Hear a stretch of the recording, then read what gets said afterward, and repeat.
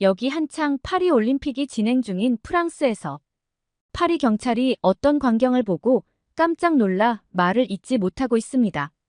파리 경찰은 이내 누군가에게 성큼성큼 다가가 여기에서 뭐 하고 있느냐고 다짜고짜 묻기 시작합니다. 생각지도 못한 답변을 들은 파리 경찰은 결국 프랑스의 상황을 한탄하며 프랑스를 떠나고 싶다고 말하는데요. 대체 이 파리 경찰에겐 무슨 일이 있었던 것일까요? 지금 바로 사연 시작합니다. 잠깐 영상 시청 전 좋아요 한 번씩 눌러주시면 감사하겠습니다. 안녕하세요. 저는 이름이 장피에르입니다. 프랑스 파리에서 경찰관으로 근무한 지 이제 5년이 되었습니다. 현재 파리 올림픽이 한창인 파리 시내는 전 세계에서 몰려든 관광객들로 북적이고 그 틈을 타 소매치기들은 더 활개를 치기 시작했습니다. 하루에도 수십 건의 소매치기 신고가 들어오던 것이 이제는 그 수가 2배로 늘어났어요. 요즘 파리 경찰 당국에서는 시민들과 관광객들에게 길거리나 택시 이용할 때 소매치기랑 절도에 조심하라는 경고를 계속하고 있지만 솔직히 그게 얼마나 효과가 있는지 의문이에요. 요즘 파리에서는 강도나 소매치기 같은 범죄가 정말 가리지 않고 일어나고 있어요. 그냥 일반 관광객뿐만 아니라 유명인이나 올림픽에 참가한 선수들까지도 범죄의 대상이 되고 있죠. 실제로 올림픽에 참가한 여러 나라 선수들이 파리에서 도난이나 강도를 당했어요. 예를 들어 브라질 전 축구 감독은 택시 안에서 귀중품과 현금이 든 가방을 도난당했는데 피해 금액이 무려 60만 유로나 된다고 하더라고요. 또 아르헨티나 선수는 훈련장에 도둑이 들어와서 라커룸을 열고 시계랑 반지를 훔쳐갔다고 하고요. 호주 사이클 대표팀도 차량 침입 사건으로 지갑과 배낭을 도둑 맞았죠. 일반 관광객들도 이런 파리의 치안 문제를 직접 겪고 있는 상황이에요. 프랑스 상황을 잘 모르고 온 사람들이 계속해서 소매치기 사건에 당하고 있는데 이런 상황이 계속되다 보니 기대에 부푼 마음으로 파리를 찾았던 많은 관광객들이 결국 실망한 채 여행을 중단하고 조기 귀국을 선택하는 경우가 많아지고 있어요. 꿈에 그리던 여행이 불쾌한 경험으로 남게 되면서 파리에서의 추억 대신 씁쓸한 마음만 안고 돌아가는 사람들이 늘고 있는 것이 현실입니다. 이런 상황을 보면 제가 경찰이기 이전에 프랑스 국민으로서 정말 얼굴 들기가 어렵습니다. 외국인들에게 프랑스인으로서 미안한 마음이 들고 우리나라 얼굴에 먹칠하는 소매치기나 절도범들한테 정말 화가 납니다. 같은 국민이지만 어떻게 이렇게 시민의식이 부족하고 법을 지키려는 마음이 없는지 참 답답해요. 어디서부터 잘못된 건지 그 원인조차도 잘 모르겠어요. 사실 제가 경찰이 된 이유는 악질적인 소매치기들을 잡고 법의 심판을 받게 하고 싶었기 때문입니다. 이 꿈은 저의 단순한 직업적 야망이 아니라 저의 인생을 이끌어온 가장 중요한 이유였습니다. 어렸을 때 저는 아버지를 무척 존경했습니다. 아버지는 용감한 경찰관이었고 언제나 정의를 지키기 위해 노력하셨어요. 그날도 아버지는 늘 하시던 대로 집을 나서며 저에게 환하게 웃어 보이셨습니다. 하지만 그날 저녁 집으로 돌아온 사람은 아버지가 아니었습니다. 대신 한 무리의 경찰관들이 문을 두드렸고 그들의 표정에서 이미 나쁜 일이 생겼다는 것을 직감할 수 있었죠. 아버지는 그날 파리의 한 시장에서 소매치기를 쫓다 교통사고를 당해 그 자리에서 세상을 떠나셨습니다. 아버지는 소매치기에게 훔친 물건을 피해자에게 돌려주려다가 급히 도망치는 범인을 잡으려고 했던 것이죠. 그러나 그 순간 빠르게 다가오는 차를 피할 수 없었고 결국 돌아가시고 말았습니다. 저는 아버지를 잃은 슬픔과 동시에 아버지처럼 경찰이 되어 정의를 지키겠다는 결심을 하게 되었습니다. 학창시절 내내 저는 경찰관이 되기 위해 열심히 공부했어요. 법을 배우고 범죄 심리를 연구하며 어떻게 하면 범죄를 예방할 수 있을지 고민했죠. 그리고 마침내 저는 경찰관이 되었어요. 처음 경찰 제복을 입었을 때 아버지가 그토록 자랑스럽게 여기셨던 제 모습이 떠올라 가슴이 벅차올랐습니다. 제 첫 임무는 소매치기가 자주 발생하는 파리의 한 번화가를 순찰하는 것이었습니다. 하지만 경찰관으로서의 삶은 생각보다 힘들고 고된 일이었습니다. 소매치기들은 교묘하고 빠르게 움직였고 그들을 잡아 법정에 세우는 일은 쉽지 않았어요. 하지만 저는 포기하지 않았습니다. 아버지가 돌아가신 이유와 제가 경찰관이 된 이유를 잊지 않기 위해 매일매일 최선을 다했어요. 하지만 이런 저의 노력에도 불구하고 파리 시내의 소매치기들은 점점 더 늘어나는 것 같았습니다. 매일같이 소매치기를 당했다는 신고 전화가 끊임없이 들어왔고 하루에도 수십 통씩 쏟아지는 신고를 받을 때면 어디서부터 어떤 사건부터 처리해야 할지 몰라 당황스러웠습니다. 사건이 산처럼 쌓이고 하나를 해결하면 또 다른 사건이 터지는 상황에서 저는 점점 혼란스러워졌습니다. 어느 날 신고 전화를 받고 급하게 현장으로 출동했다가 돌아온 후 선배 경찰관이 제 모습을 유심히 지켜보시더니 조용히 말을 건네셨습니다. 장, 너도 느끼겠지만 이래서 많은 경찰관들이 소매치기 사건을 처리하려고 하지 않으려는 거야.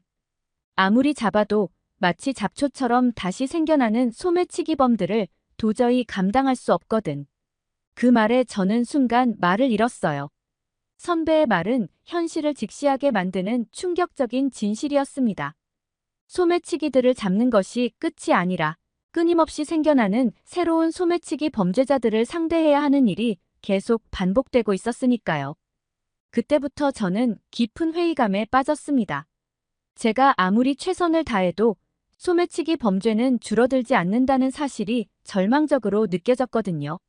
선배의 말처럼 다른 경찰관들도 이 무한한 싸움에서 이미 지쳐 있었던 것 같았어요. 마치 끝이 보이지 않는 싸움에 홀로 던져진 것 같은 기분이 들었습니다. 그런데 파리 올림픽이 개최되고 나서 상황은 더욱 심각해졌습니다. 사실 저희 파리 경찰들은 파리 올림픽이 시작되기 전에도 사건 사고를 처리하고 지역을 순찰하며 비상근무까지 해왔던 터라 업무는 이미 과중한 상태였어요. 그런데 올림픽이 시작되면서 그 업무량은 2배, 아니 3배로 늘어나게 되었죠.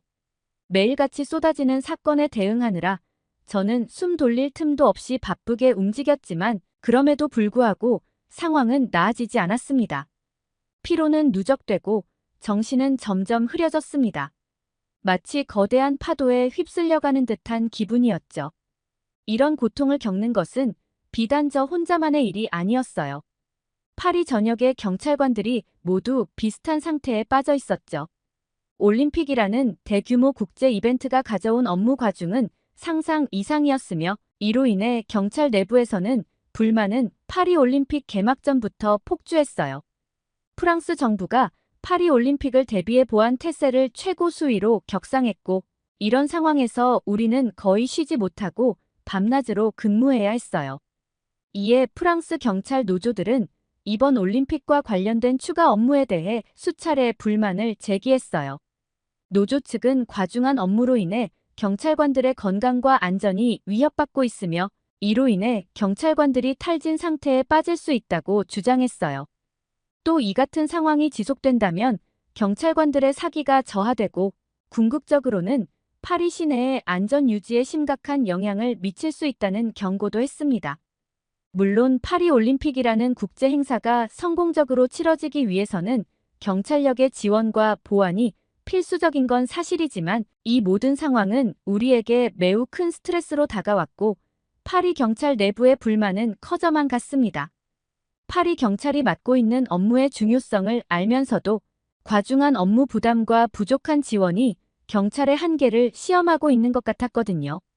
결국 프랑스 정부도 더 이상 우리의 힘만으로는 올림픽의 안전을 보장할 수 없다는 사실을 깨닫게 되었죠. 이에 프랑스 정부는 각국 정부에 공식적으로 경찰 병력 지원 요청을 보냈어요. 사실 올림픽 역사상 개최국이 다른 나라에 경찰 지원을 요청한 것은 처음 있는 일이라고 해요. 솔직히 개최국이 짊어져야 할 안전 책임을 참여국에 떠넘기는 것 아니냐는 지적도 엄청 받았습니다. 하지만 파리는 소매치기 등 생활범죄로 악명이 높은 데다 2015년 이후 무산된 테러 모임만 67건에 달할 정도로 테러 발생 가능성도 높은 편이라서 프랑스 정부도 어쩔 수가 없었을 겁니다.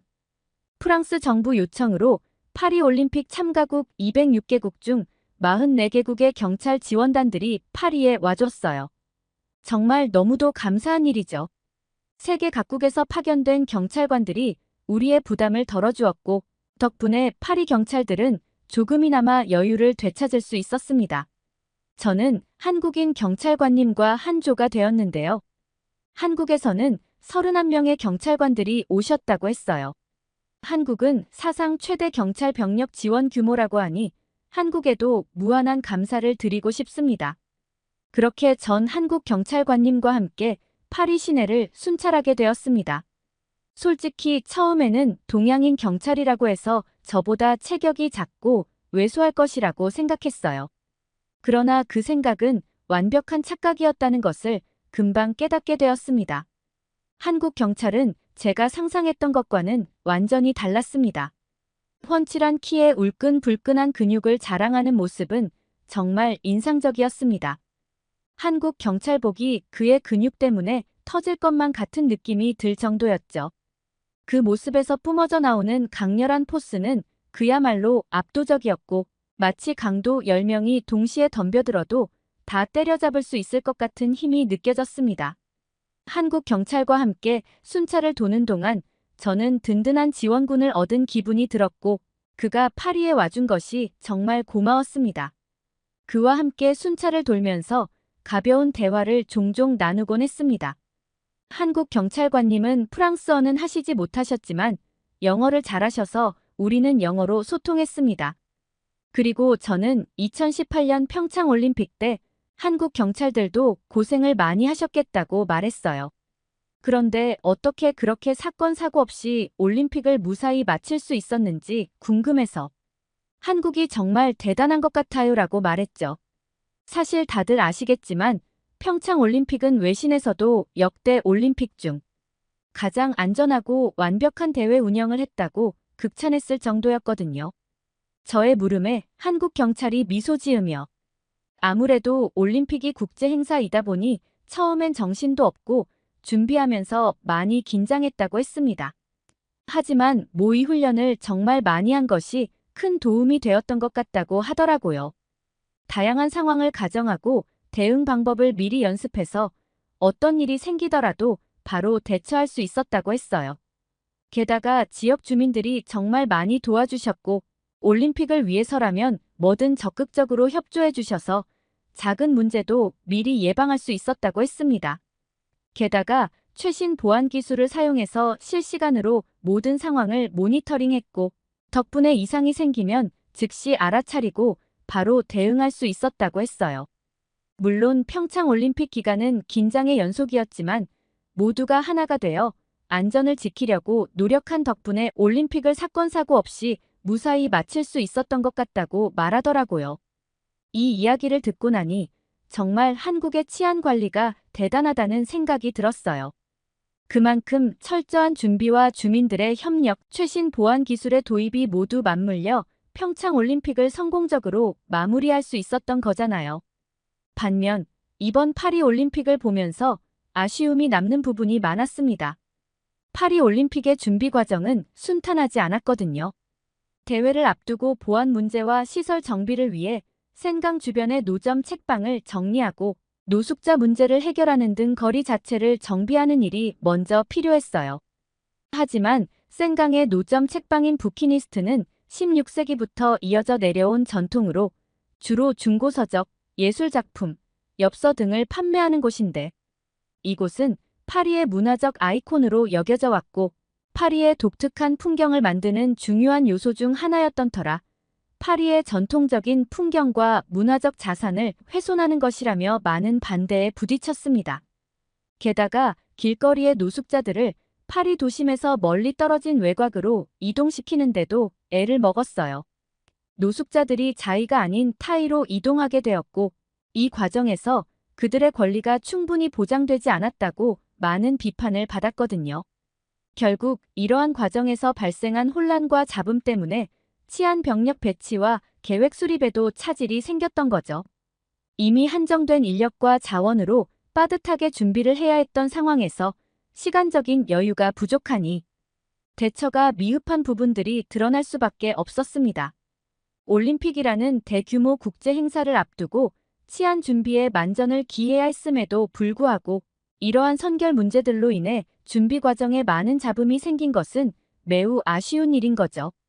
그 결과 지금 올림픽 기간 중에 여러 문제들이 터져 나오고 있는 거예요.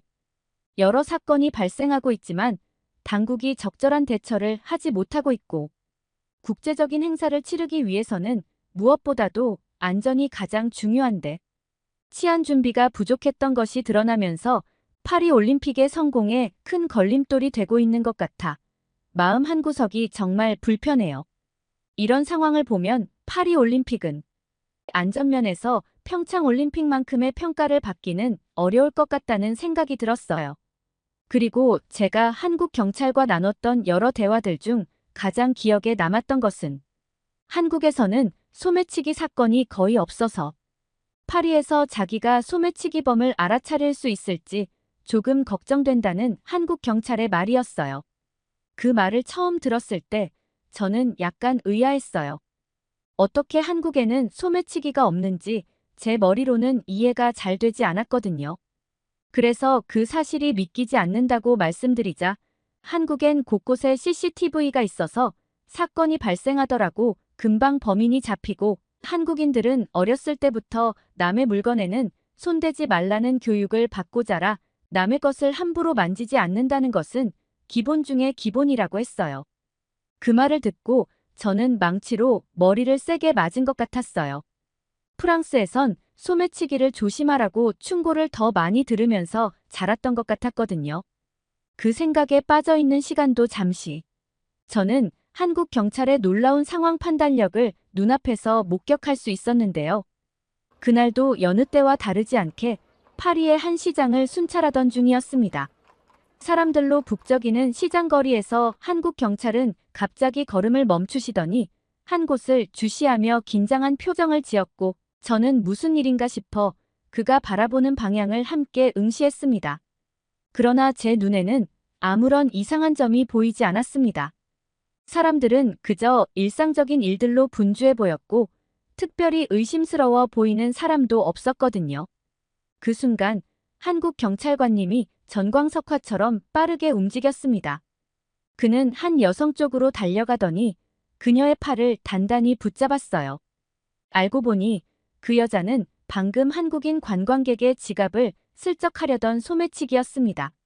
저는 미처 알아채지 못한 상황이었는데 한국 경찰관은 이미 정확히 파악하고 있었던 거죠. 그의 예리한 관찰력과 빠른 대처에 정말 감탄하지 않을 수 없었어요. 그는 굳이 설명이 필요 없을 정도로 행동으로 자신의 능력을 증명해 보였어요. 그 모습이 정말 멋있었고 심지어 존경스럽기까지 했습니다. 그 사건을 계기로 우리는 더 친해졌고 서로 나이를 이야기하게 되었는데 저는 당연히 그 한국 경찰관이 저보다 어리다고 생각했어요. 그런데 알고 보니 저보다 5살이나 많은 형님이더군요. 제가 어린 걸 아신 한국 경찰관님이 한국에서는 나이 많은 사람을 형 또는 형님이라고 부른다고 가르쳐 주셨죠. 그 이후로 저는 그분을 형님이라고 부르기 시작했습니다. 형님이라는 단어가 뭔가 귀엽기도 하고 입에 착 달라붙는 느낌이 들더군요. 그 단어 덕분에 형님과의 관계가 더 가까워진 것 같아서 그 호칭이 참 마음에 들었습니다. 어느 날 순찰을 쉬던 시간에 형님이 좋은 곳이 있다면서 저를 어디론가 데려가셨어요. 프랑스에 처음 온 한국 형님이 도대체 어디를 안다고 저를 데리고 가시나 싶어서 궁금했지만 형님을 믿고 따라가 봤죠. 그런데 도착해보니 저는 그곳이 한국인 줄 알았습니다. 그곳은 바로 코리아 하우스라는 곳이었어요. 코리아 하우스에 들어선 순간 정말 놀라지 않을 수 없었어요. 프랑스 한복판에서 한국의 문화가 고스란히 담긴 공간을 마주하게 될 줄은 상상도 못했거든요. 제가 마치 한국에 와 있는 것 같은 착각이 들었어요. 한복을 입은 사람들이 지나가고 한식의 향기가 풍겨오는 이곳이 파리 도심이라는 것이 믿기지 않았어요. 그때 형님이 웃으며 말씀하셨어요.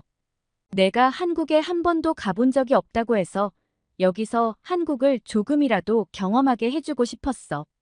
형님은 제가 한국을 잘 모른다는 이야기를 듣고 꼭 한국을 소개해주고 싶었다고 하셨어요. 그래서 코리아 하우스로 저를 데려와서 한국 문화를 잠깐이라도 체험해 볼 수 있게 해주신 거였죠. 그 배려에 정말 감동했고 코리아 하우스에서 한국의 다양한 문화를 체험하면서 정말 즐거운 시간을 보낼 수 있었어요. 그런데 코리아 하우스에서 또 다른 진풍경을 목격할 수 있었는데요. 바로 제가 아는 올림픽 대표 선수들이 많이 보였어요. 그들은 이곳에서 한국 음식을 맛있게 먹고 있더라고요. 선수촌에서 제공되는 음식을 두고 왜 굳이 여기까지 와서 먹고 있는지 궁금해서 물어봤죠. 그랬더니 선수들이 웃으며 대답하더군요. 선수촌 음식들이 너무 부실하고 맛도 별로야. 게다가 줄도 너무 길어서 기다리다 지쳐서 포기했지. 그래서 우리들 사이에서는 코리아 하우스가 올림픽 기간에 꼭 한번 가봐야 하는 핫플레이스라고 소문이 났어. 여기가 바로 맛있는 음식이 있는 성지야. 그들의 말에 저도 웃음이 나왔어요. 이렇게 전 세계의 선수들이 코리아 하우스에 모여 한국 음식을 즐기고 있다는 사실이 정말 놀랍고도 재미있었죠. 코리아 하우스가 단순한 식당을 넘어서 올림픽 선수들에게도 소문난 명소가 되었다는 이야기를 들으니 그곳이 얼마나 특별한 곳인지 다시금 실감할 수 있었습니다. 게다가 코리아 하우스에서 먹은 한식의 맛은 정말 끝내줬어요. 그 중에서도 제가 처음 먹어본 비비고 만두는 잊을 수가 없어요. 바삭하게 구워진 만두피를 한 입 베어 물었을 때 속에서 풍부한 육즙이 터져 나왔습니다. 고기와 야채가 완벽한 비율로 조화된 만두 속은 정말 입안에서 살살 녹았어요. 그동안 다양한 음식을 맛보았지만 이렇게 맛있는 만두는 처음이었어요. 한 입 먹고 나서 이게 바로 한국 음식의 진짜 매력이구나 싶었습니다. 한국인들이 왜 만두를 그렇게 좋아하는지 그제야 알겠더군요. 그 깊고 풍부한 맛에 감동하지 않을 수 없었어요. 정말 놀라운 경험이었고 비비고 만두 덕분에 한국 음식에 대한 호기심이 더 커졌습니다. 제가 비비고 만두를 너무 맛있게 먹는 걸 보시더니 한국 경찰 형님이 웃으며 파리 올림픽 끝나면 한국에 꼭 한번 놀러와. 한국엔 만두보다 더 맛있는 것들이 정말 많아. 내가 다 사줄게 라고 하시더군요. 그 말만으로도 저는 정말 따스함을 느꼈어요. 올림픽 기간 동안 쏟아지는 경찰 업무와 매일 터지는 사건 사고들로 한시도 마음이 편할 날이 없었어요. 늘 긴장 속에서 지내다 보니 피로가 쌓여가고 있었죠. 그런데 마음 따뜻한 한국 경찰 형님을 만나고 코리아 하우스에서 잠시나마 즐거운 시간을 보내고 나니 그동안의 스트레스가 조금이나마 치유된 것 같았어요. 그 덕분에 다시 힘이 났습니다. 이제 남은 파리 올림픽 기간 동안 제가 할 수 있는 최선을 다해 소매치기로부터 전 세계 관광객들을 보호하려고 노력할 겁니다. 이곳에 오신 분들이 안전하게 올림픽을 즐길 수 있도록 끝까지 최선을 다하겠다는 다짐을 해봅니다. 오늘 사연 어떠셨나요? 파리 올림픽 기간 동안 보이지 않는 곳에서 묵묵히 자신의 임무를 수행하며 많은 고생을 하고 있는 파리 경찰들과 파리로 병력 지원을 나간 한국 경찰들에게 진심으로 응원의 메시지를 전하고 싶습니다. 오늘의 사연이 좋으셨다면 구독과 좋아요를 눌러주세요. 여러분의 구독과 좋아요는 영상 제작에 큰 힘이 됩니다. 끝까지 시청해주셔서 감사합니다.